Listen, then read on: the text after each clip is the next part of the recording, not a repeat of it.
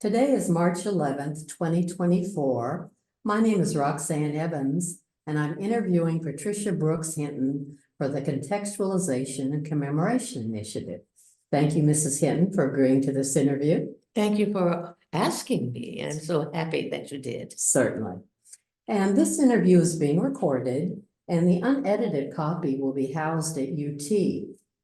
Please know if there's anything you do not wish to discuss, I will honor your wishes. And if there's topics you wish to discuss and I haven't brought up, please feel free to bring them up. And last, if we need to take a break to get a drink of water or any other reason, just let me know. Okay? Okay. Well, let's get started at the beginning. Tell me about where you grew up and what it was like growing up.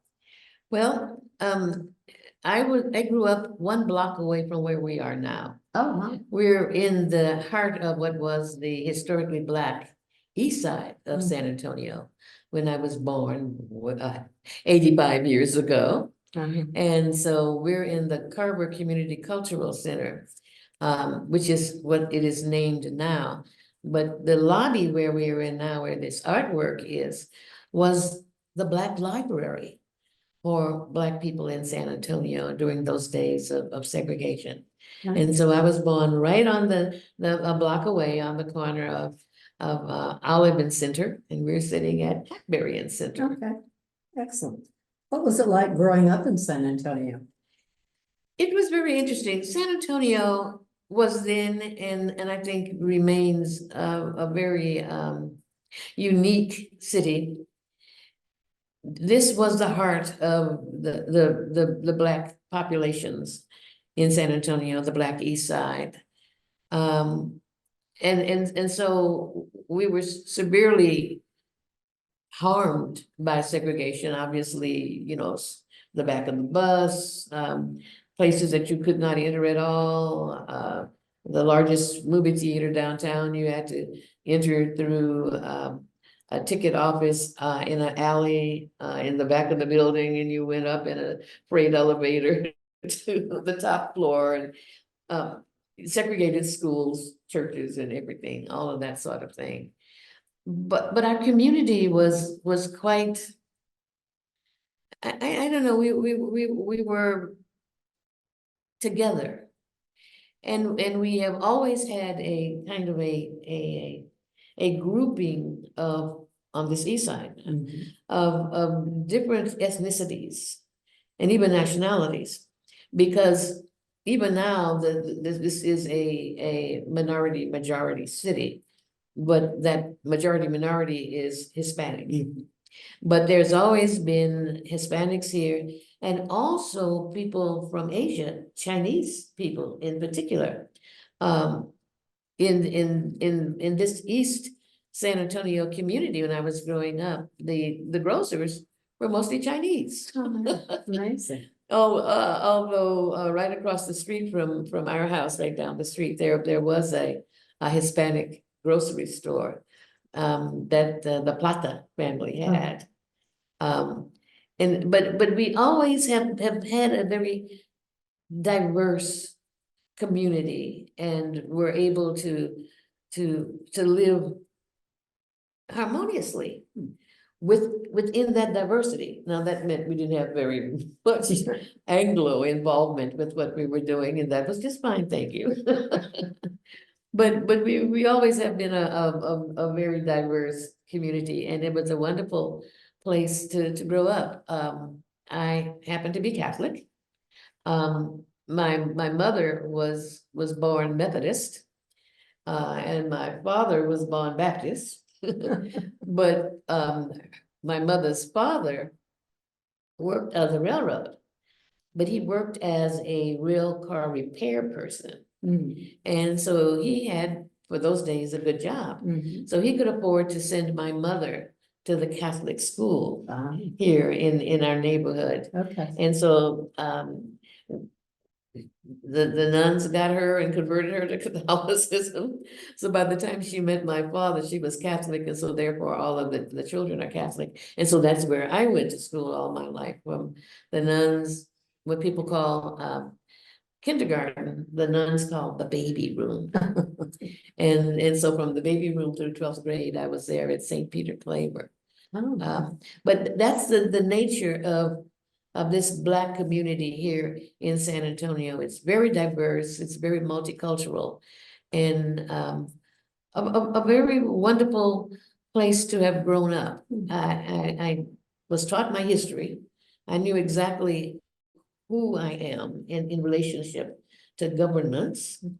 But the nuns taught me from the Baltimore Catechism, which is what you learn in school, yes. whose I was. Mhm. And I was made in the image and likeness of God, and I was his child. Yes. And so that has really been the thing that has affected me all my life, which was the reason why I couldn't accept the idea that I was segregated because I was lesser than someone else.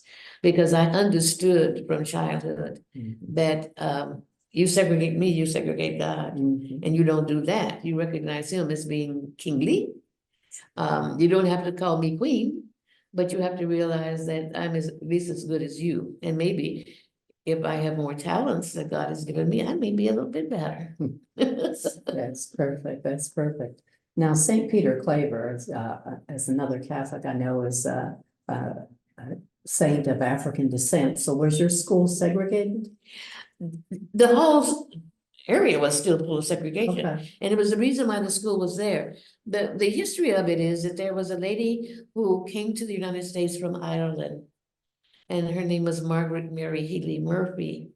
And she realized what was happening with segregation in Black children. And so she went back to Ireland, and she recruited young women to become nuns in an order of nuns that she instituted.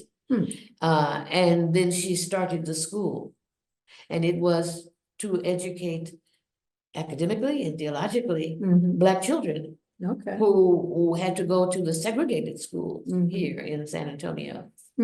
And so that's where I received my education and my understanding of, as I can say, who I am and whose I am. And what has perpetuated me as to somebody who realized that civil liberties for everybody was very important. Yes. And that if God gave you talents to be helpful in that regard, Yes. then you must follow the path that he has set out for you. Yes. Now, how would you evaluate the quality of education you received in St. Peter Claver? Oh, it was excellent. It was excellent. Yes, indeed. Because it was meant to, first of all, discover what I had to offer. And then the requirement they had was to develop it to the highest extent that they could. And I think they did. And it was not only in the academic side of the house and also the religious side of the house, but also in terms of music. And so I grew up with choral training and musical training on instruments. When I graduated from high school, I could play the piano, the violin, and the cello. Wow. Now, I was only able to play cello in one concert because the nuns realized that in a short little blue uniform skirt with that instrument with my legs all a gap, that was not the picture of me that they wanted on the stage. But the good thing is that the young person who was playing piano for the orchestra at the time was a senior. So Catherine Ann was leaving, and so I just moved from cello into playing piano. Wow, that's a great story. Now, did you travel much as a child, or did you pretty much stay here in San Antonio? I traveled between here and Fort Worth. Okay. And the reason was because my mother, unfortunately, died very young. She was 49 when she passed away. And it was, I think, is probably something having to do with that fourth child that she delivered. And that was terrible because I was only 9, and the oldest child was my sister, and she was in college Okay. in West Virginia. Oh, And then there were two boys, one below, a couple of years below me, and then the baby who was in diapers when mama died. And we were a very small family. We were living with my father's mother okay. right down the street, who taught school Mhm. here in San Antonio. And so my father also had relatives that were in Fredericksburg, Texas, which is in the hill country from Right, here. right. And that was very interesting, because by the time I was born, the cousin there was the veterinarian for the area. And that's how I got to meet Lyndon Johnson, Oh, because I was visiting with him one day, and he had to go deal with some horses and cows wow, in LBJ's ranch. wow. And so he let us stay in the car and drive up there with him. But what happened was, when Mama died, my cousins in Fredericksburg took the baby, and he was raised by them Mhm. in Fredericksburg until he became of school age. Then he had to come back to San Antonio because there was no school for him to attend. But it was interesting because the family that was there, the Phillips family, after slavery was ended, they chose to stay in Fredericksburg. Hmm. And my great grandmother, the story goes, decided she was gonna take the Pinto Trail from Fredericksburg to San Antonio and begin a new life Okay. and not be on a farm. And so the story is that she walked the Pinto Trail, that she slept overnight in San Pedro Park, where there was a spring, and eventually wound her way a few blocks down the street in what is known as Ellis Alley, Hmm. which is one of the first communities of Black people Wow. here in San Antonio. And she hooked herself up with a gentleman, got married, and he had a horse and a wagon. And she became a laundress, and he rolled around the neighborhood selling stuff. Oh, wow. And then they had my grandmother, and they, just like the Jeffersons, came right on up Center Street from Ellis Alley, and grandma and her family parked themselves right there in the corner of Center and Olive Street, which was where I was born. Okay. Yeah. Wonderful story. Now, what had you heard about UT Austin before you came to school? Well, that's interesting too. My father went to Howard. Oh, Yeah, okay. he wanted to be a lawyer, Mhm. but my grandmother, the teacher, Mhm. said, I can't afford to send you back to Howard for law school. You're gonna have to get a job and stay here and get married. So, and he got the best job he could get. And of course, now here he is, an educated, good-looking Black guy in a tuxedo. Oh, And so he was the head waiter at the Anacostia room of the San Antonio Hotel, oh my. which was the premier Yes. hotel in San Antonio. And the Wow. Anacostia room was where all of the affluent people hung out. Exactly. So as head waiter, he was there at the door, greeting people in an appropriate fashion. Wow. And Papa wanted me to go to Howard, but he explained to me he didn't have the money to do so. Mhm. So I asked him, well, where do the white people go to school? And we were still in segregated times. Yes. And that sort of thing. And so he says, oh, they go to school in Austin, at the University of Texas. And so I said, well, that's where I want to go. He says, well, you can't go there yet. And so what we had here in San Antonio is St. Philip's College. Oh, yes. Mhm. And so I said, okay.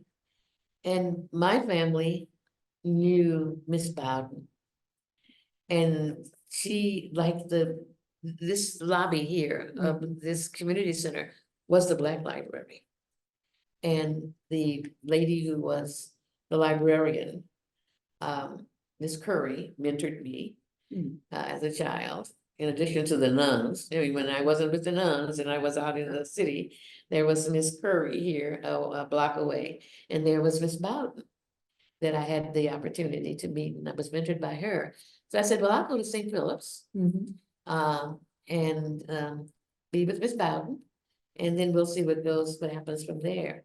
And as it turns out, they had begun the efforts to integrate UT at Austin. And so I got my AA degree from St. Philip's, and I transferred from St. Philip's after acing the exam to get into UT into UT Austin. So excuse me. So I was very fortunate in that I did not have to go through the same horrors as the first year students in the UT process had to go through, because I was an advanced student. But Papa said, I can't afford for you to live in the dormitory. Excuse me, I don't know where this is coming from. But what they had done for the Black girls, because Black guys, lived right there off the creek in those little buildings that the military, the soldier people used to go to school in. But they didn't have any place for the girls. So Houston-Tillotson was merging at that time. So there was the dormitory building that was right there where they were building 35. Oh. And so the university acquired that building, and what do you call those long things they used to have? What do you call them? Those cars they used to have a long time. Cars? Yeah, they were long ones, and they had the wood paneling on the side. Oh, like the old station wagons? Yeah, but they called them something else. Okay. Anyway, and so they bought one of those, and so that's where the female students, girls, lived, and then they were taken to campus from there because it wasn't very far, Right. So Papa said, well, I can't afford what they're charging for the dormitory, you're going to school. And so he found a nice lady who lived near the bus line, who was a hairdresser. And she rented her front bedroom to my father Oh, wow. for me to go, and I just would go to the corner, get on the bus and go over on campus. And it was wonderful because it was right in the middle of a nice commercial social area. As a matter of fact, there was a movie theater for Black people in Austin. Harlow movie theater? Yeah, I don't remember what the name of it is, but it was right there within walking distance of her house. Wow. And when you're 85, you don't remember names of things. Okay. I understand. And then also it turned out to be wonderful because my degree program was in education. And so I had transferred in. So it was very quickly that I needed to get involved in observation and student teaching. Oh, yes. And so where was I gonna go? Mhm. Because the Austin schools weren't desegregated yet. Oh, yes. But as it turned out, there was an elementary school about 3 blocks from where Papa had rented me the room Okay. with the lady. That might have been Blackshear Elementary. And so it was wonderful. I could get to campus very easily on the bus. I could get to see a movie very easily and do things, in the community. And I had met a young man, and his aunt taught at the school. Oh, my. So when it was time to do my student teaching, I mentioned to the people in the education department that there was the school very near. And the reason why that turned out to be wonderful for me was because Cassis Elementary School in the Austin School District was where they had planned for me to do my observation and my student teaching. Oh, wow. And I was there for about 2 weeks. Mhm. And then apparently there was someone who either was in the legislature, the state legislature, or worked for someone in the state legislature. And when they discovered that I was in that campus, because the schools were not desegregated. No, not then. And when he discovered that I was there, I got a call that the dean of the College of Education would like to see me in his office. Mm. And that was the first time that had ever happened to me, so I figured that something had occurred. Mhm. And as it turned out, he was very accommodating. But he mentioned that that the Austin Public Schools and everybody in the government had been working for the last few years to prepare for the eventual schools being desegregated. Okay. And that me being over at Cassis before they had worked out the plans for that and had implemented Mhm. desegregation of the schools in Austin was causing problems. Mhm. And he hoped that I understood. And I told him, yes, I did. And he says, well, what you can do is we'll accommodate your observation and student teaching, whatever is most convenient for you. If you would like to go back home to San Antonio and do it in San Antonio, you can do that. Or we can find one of the Black schools in Austin. And I said, really? Mhm. And I explained to him that I had met someone who knew about a school that was very near where I was living. Mhm. And that I thought they would be willing to accommodate me. Yes. And so they pursued that, and it worked out beautifully. Okay, excellent. So that's where I did my student teaching. Okay, excellent.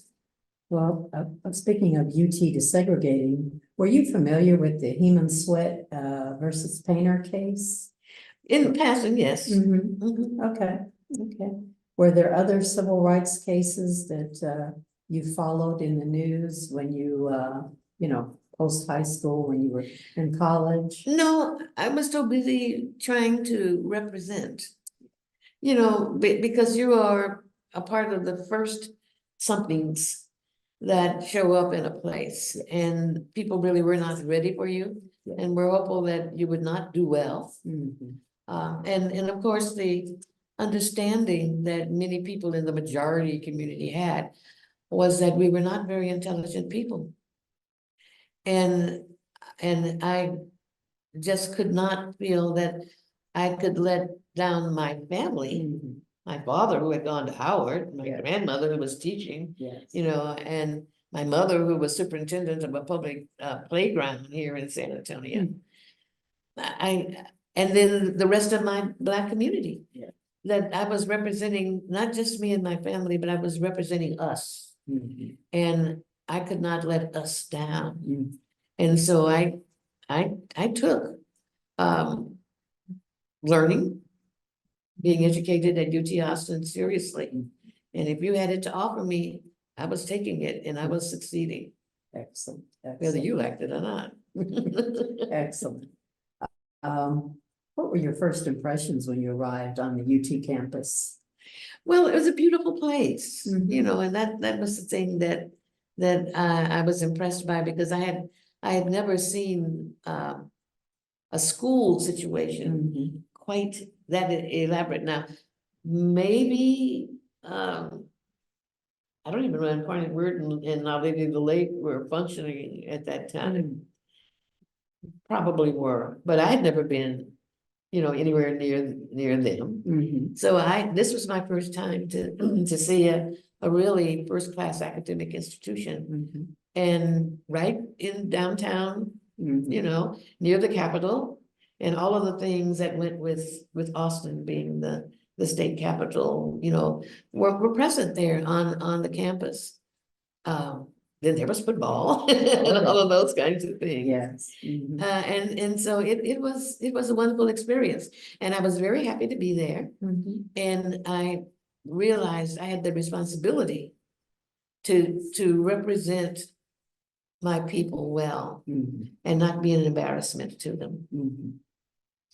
Now, you sort of touched on it, but what were your expectations of how you thought things would be when you were on campus? I really didn't have any expectations.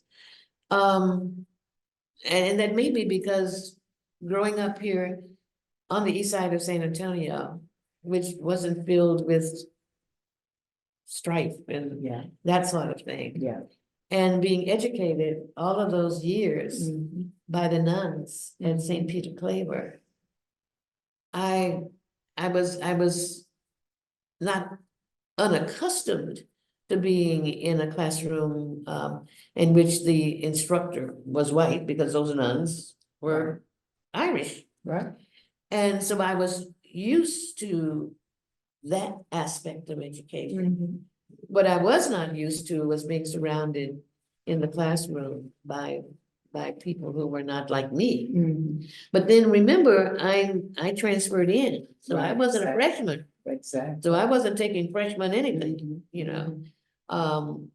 And I was spending more of my time within a classroom in Austin, Mhm. having that experience as student teaching. So I think my experience in Austin probably was very different from Leon's and the other first people there on yeah. campus. Mhm. Because I was coming from a different situation and had a different experience before coming on campus. That makes sense.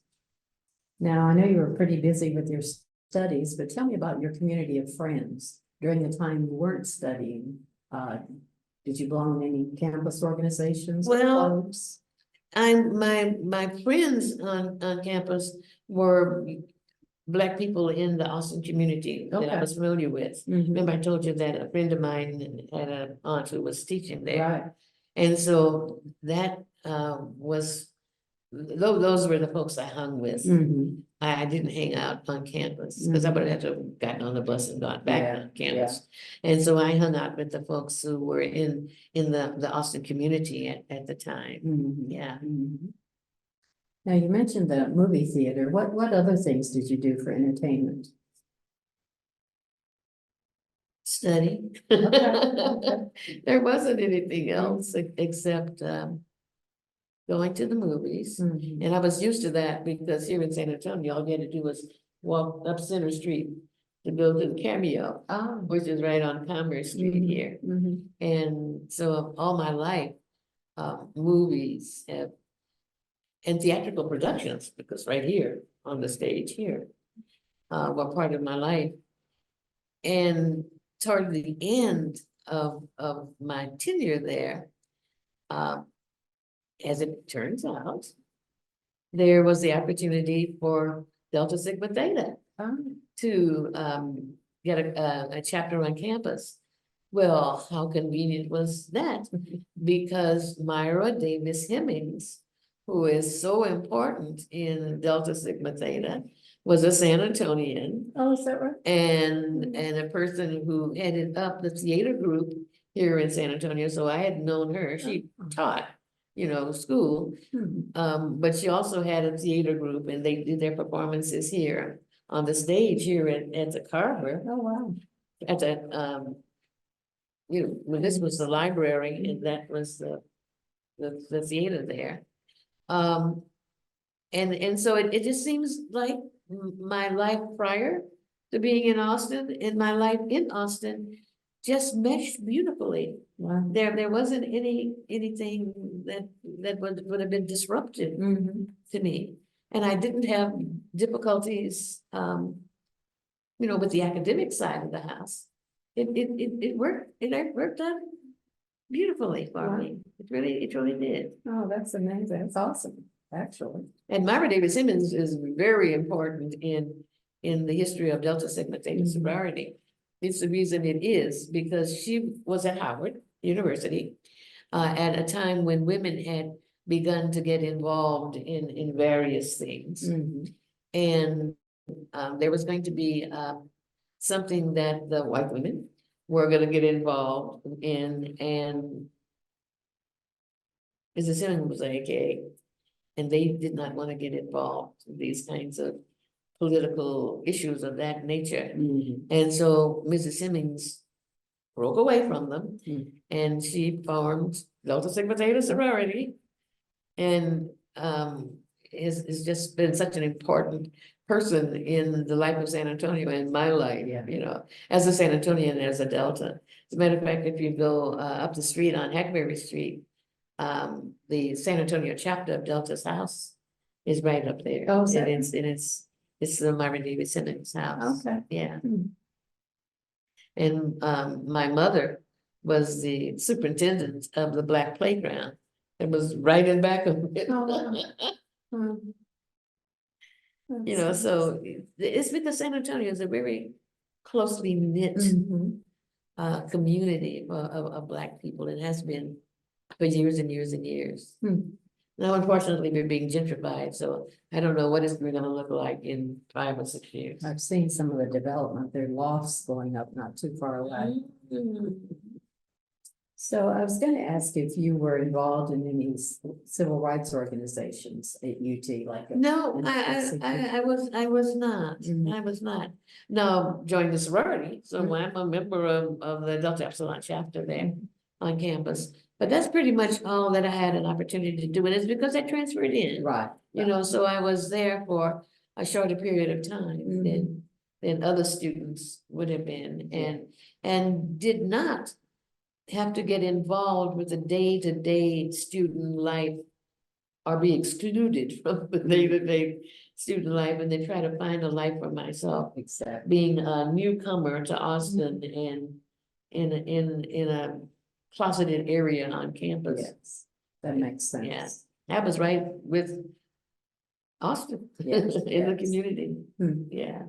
Now, you mentioned meeting LBJ. Were there any political events that captured your attention while you were at UT?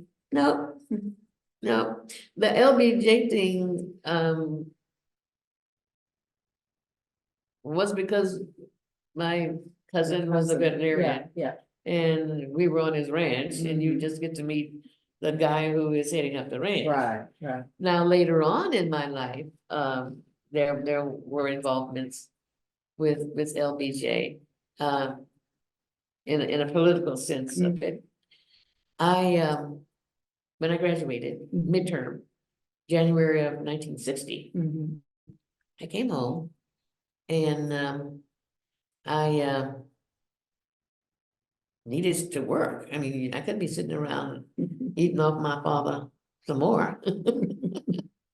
And so they were gonna be doing the census, and so Okay. I got a job as a census taker, and I Oh. applied, because my degree was in education, and Mhm. I applied for a position in the San Antonio Independent School District. Okay.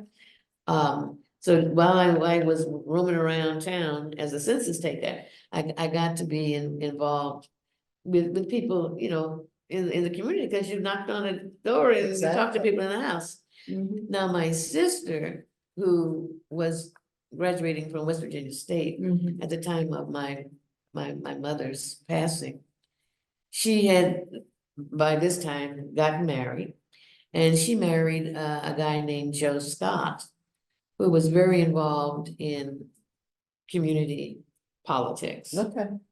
And as a matter of fact, he and his friends, they were involved with LBJ when he was running for various state offices, Okay. and they were involved with his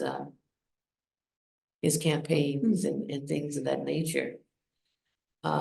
So I taught for 3 years In in San Antonio, ISD? in a segregated school Mhm. on the west side of San Antonio. Okay. And it was Grant Elementary. And the reason why there was school on the west side was because there were Black people lived on the west side, and there was a city housing project on the west side. So you truly had to have an elementary school and a junior high. And so I was teaching 5th grade there. And as things were developing, I decided that I maybe needed to be someplace where I could be more involved with what was developing in our country, among our people. And because of my brother-in-law's involvement, by this time, LBJ was Vice President of the United States. Okay, okay, yeah. So my brother-in-law called the people he knew in Austin that were still LBJers Mhm. and explained to them, here I was, had graduated from UT and wanted to relocate to Washington Mhm. to work with the federal government because these were the times when we felt we needed to be involved at a slightly higher level Yes. than on the local level. Mhm. And so LBJ did what he did. Now, I don't y'all write this anywhere and publicize it, but you know, he had girlfriends a lot. Everybody knew that. Yes. And so his office arranged a number of opportunities for me to be interviewed. Not necessarily by somebody in the personnel office. Because, you know, when the vice president's office sends somebody over to you, Right. you talk to somebody higher up. So I talked to fairly high ranking people within the government, and one of the high ranking people in the government he sent me to was the head of the United States Customs Service, Oh, my. which was a department within the Treasury Department. Mhm. So I showed up with an appointment to meet with the Commissioner of Customs. Wow. Wow. And people looked at me very strangely. Wondered how you got But there. there I wandered in and he offered me a job Wow. and I accepted the job. So he sent me from his office right down to the personnel office with the information that this young lady would be offered a position within US Customs. Wow. And so because my degree was in education and I had taught for 3 years Mhm. here, it was at a time in the federal government when training of employees was becoming a really significant thing. Mhm. You didn't just go into an office, whether it was a personnel office or if it was something out on the line, whatever the line was for Right. your organization. And you just spent time learning on the job from a supervisory Mhm. person there. It was that we were moving toward classroom training Okay. of people in Mhm. federal government and intra-level positions. And then even training for management level folk Yes. who were gonna be moving into those kinds of positions. So LBJ saw that I had this degree from UT Austin. Yes. And had some experience teaching. And they were in need of people who could be moved into that area to design those kinds of programs and start them. So I got hired. Excellent. And so I spent the rest of my career working for the United States Customs Service. Now, over the years, it has changed. It still is a part of the Treasury Department. But in the early years, the primary concern of customs was the Tariff Act Oh, of yes. 1930, Mhm. because we were importing merchandise Mhm. from Europe and around the world. And so it was the duties that you had to pay on those kinds of things and the other kinds of political things that you got involved with government agencies abroad that were sending merchandise here. And so I got placed in the training section Okay. of the headquarters, and I was designing training courses and doing that sort of thing. And I did that for the first part of my career. And then I was moved into the international affairs portion of the job. And my desk was Asia, Africa, and the Pacific Basin. I wonder why. Wow. Hmm. So that this Treasury Department agency, when it sent somebody abroad Mhm. to Asia, Africa, and the Pacific Basin, they sent somebody that looked like the people Okay. that you were gonna be talking with. Makes sense to me. And so I understood perfectly how they were using me. Not only to integrate part of the custom service that had not been integrated in the past. But they were also integrating the foreign affairs aspect of what we were doing, because it wasn't just in the United States that they wanted people to see that Black people were competent Right. and would be able to do the job Mhm. that the country is supposed to be doing. But they could send somebody abroad who would be able to represent effectively as well. Yeah. And so that was my career in the federal government, and all but 7 years of my career was living in the Washington DC area. Okay. But they sent me to New York for 7 years, Huh. and I was out on Long Island. And they purchased some buildings on the campus of Hofstra University, Oh, and that became a training oh, facility wow. for the people in the eastern part of the United States. And so they sent me there Okay. for 7 years, and then after that was nicely developed.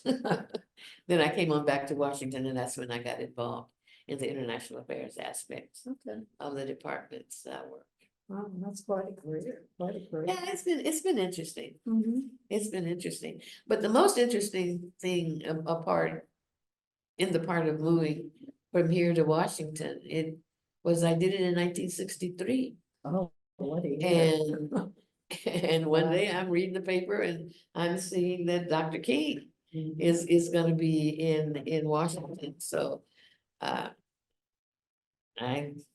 the day that he was gonna be doing his march, I went up to personnel and used some leave. Mhm. And I told them where I was going. Yeah. You know, I'm taking leave because it was in the middle of the morning. I just got to work. That I was gonna participate in the gathering of the March for Jobs and Yes. Freedom. And that's where I was going, and so they looked at me funny, but they knew not to say anything. Yes. Mhm. And so I took annual leave for the afternoon, for the morning and afternoon. And I just marched myself over a few blocks over to Dr. King. And I marched with him and got to hear him do his I Had a Dream speech and participate in that aspect of the civil rights movement there. That's Which good. I'm very happy that I had the opportunity to do that. Yes. Yeah. It's quite fulfilling.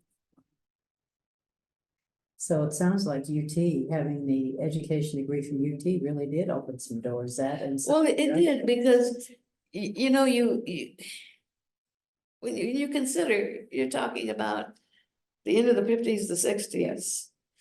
And civil rights movement was just trying to be in people's minds, removed from just marching across the Edmund Pettus Bridge Mhm. or those kinds of things, for which one, if you were white, you could just assume that any old Black person, whether they had an education or not, could get themselves a sign and march in the parade. They weren't gonna be interviewed. They were gonna be only interviewing the people at the very front of the lines. Mhm. Mhm. And so you didn't necessarily come with the reputation of being someone with intelligence and integrity and experience and a desire to do a better thing. And so that was what I wanted to be. I wanted to personify Yes. a person of good character, of good training growing up, Mhm. better than good education at the University of Texas in Austin, Yes. as somebody there would tell you.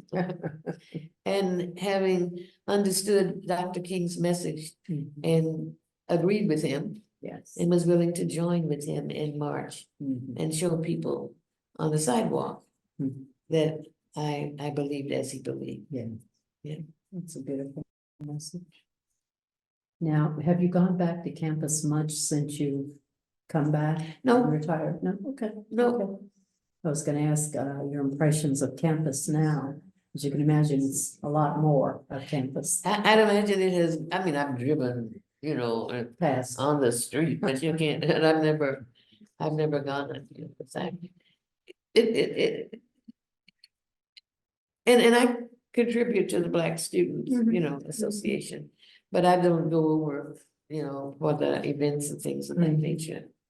And now, for the last year, it's been very difficult for me to get around. Yes. I've got my walker and I've got these bad knees and that Yes. sort of stuff. Climbing the Great Wall of China and stuff like that, I get you. That It's will really- indeed, will indeed. So no, I'm not involved. Leon Holland is originally a San Antonian, and he's there, living in Austin and very involved now, so he keeps me abreast Yes. of what's going on. And so if there was something that I really needed to be involved in, I'm sure he would tell me to do that, Yes. which is probably how you all found out about me. That is indeed. That is indeed. So thinking back on your 2 years at UT and how conditions may have changed, how do you think things might be different for current African-American students at UT Austin compared to when you were there? Well, I hope that they're a part of the campus and that there is nothing that they don't feel that they can involve themselves in, that whatever their interests are, if there is a campus interest there, that they can participate in it. I would hope that the students are not clustering themselves in little Black enclaves, you know, with the fraternities and the sororities and the things coming out and doing things during Black History Month or something of that nature. But I don't know, because I don't have that involvement. And I don't really know a lot of young people, you know, who are college age these days. The generation gap is humongous. Yes. At least I think it is. And it's probably, for me, a larger gap because I never had children. I was so busy working, you know, however you want to define that, that I didn't, and I got married and we stayed married for about 15 minutes. You know, I didn't even think I was getting married. As a matter of fact, I met this young man from the East Coast, from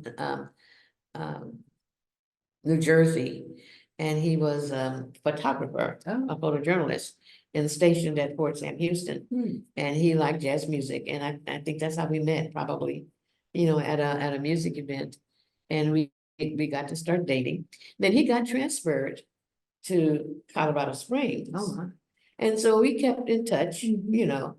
And so Christmas time rolled around and he says, why don't you come and spend Christmas with me? And I hadn't seen any snow to speak of, you know, and your picture of Colorado and Pikes Peak is this wonderful Christmassy atmosphere with all of this snow and interesting stuff. And so I said, yeah, okay.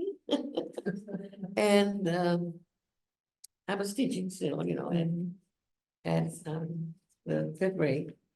And so I went to just spend, you know, Christmas week or so with him and wound up getting married. I had not planned to get married, but I wound up coming back home married, and he was still in the military. He had, I think, 2 years left on his assignment. And so we wrote and talked back and forth. You know, I didn't go back to Colorado. I had enough of it. And when he got mustered out of the Army, he came and picked me up, and we went to New Jersey. And that was a different kind of a situation. It was Atlantic City. And it wasn't much there, but nightclubs, restaurants, and touristy kinds of things. You know, I didn't see any culture at all. And that was not San Antonio. And so my father was sending my mail to me, and he sent me my contract from the San Antonio Independent School District for another year of teaching school. And I signed that bad boy and sent it back to him as quickly as I could get some stamps. And so I came on back home, and we never got back together again because he realized it It really wasn't a real love marriage Mhm. things. It was just something that happened on the spur of the moment. And here was an opportunity to get loose. I understand. Well, let me ask you, is there anything that I haven't asked you that you'd like to share about your UT experience? Well, other than I was there at Cassis that short period of time. Mhm. And when I went to the dean's office for our conversation, he explained to me how they had been working Yes. on the desegregation of the public schools, Mhm. and that this was causing a problem. Mhm. And he sort of implied that there was someone whose child was a student at Cassis who was very involved in the governance of the state. I don't know, I did not inquire if it Right. was an elected official or someone working in his office. But the person was connected enough that it could cause Austin's desegregation process to not end well. Uh-huh. And I realized that it wasn't about me. Mhm. It was about the community. Mhm. And I wanted those students, Black students in Austin, to have the very best education that their tax money was paying for. Exactly. And that they deserved, Mhm. because they were Americans and Texans Mhm. and Austinites. Mhm. And they deserved the very best that was being offered. And I wasn't going to stop that. Yeah. Mhm. And I also knew that because of my acquaintances in the community and where that school was up the street, that it would be very easy for me to finish my education Mhm. within the segregated Austin school system, Yeah. and to make certain that the Austin school system kept on track so that it would be available at the utmost Yes. for all of the Black students. Mhm. And any minority students. I don't know that I ever saw any Mexican American students in my community. But whoever was being discriminated against, that I would not be the person that would cause that to go off track. Mhm. So I was very happy to Yes. to do that. Yes. Yeah. Well, I certainly appreciate your time today and getting to hear your UT story. And Well, it sounds like you had a marvelous career. Doesn't seem like I had much of a UT study. They probably, Leon and folks have a much better one that talks about college life and friendships and hanging out and those kinds of things. I'm afraid I didn't have that opportunity because I was up there You were an getting upper ready class to, when you came. trying Yes. to graduate. And so I missed off of the beginnings of what would be the Yes. usual college life for Yes. a young person coming from high school to Yes. college. And some of that you're probably better off for having missed because I heard some stories. Really? Yes. Oh, So, how sad. yes, yes. So it's very important to capture all stories, no matter how long or how short, Yeah. of people who are influenced by UT. And my experience was different because I Mhm. wasn't on campus Yes, except to be in a class somewhere. yes, yes. And I wasn't having to engage in the organizational kinds of things that I'm sure were very beneficial to those young people Yes. who needed some positive Mhm. experiences on Yes. campus to counter the things that were a segregationists do. Yes, And people who think they're better than you yes, and that you don't deserve to be here. yes. Thank you so much. Oh, thank I you really- all.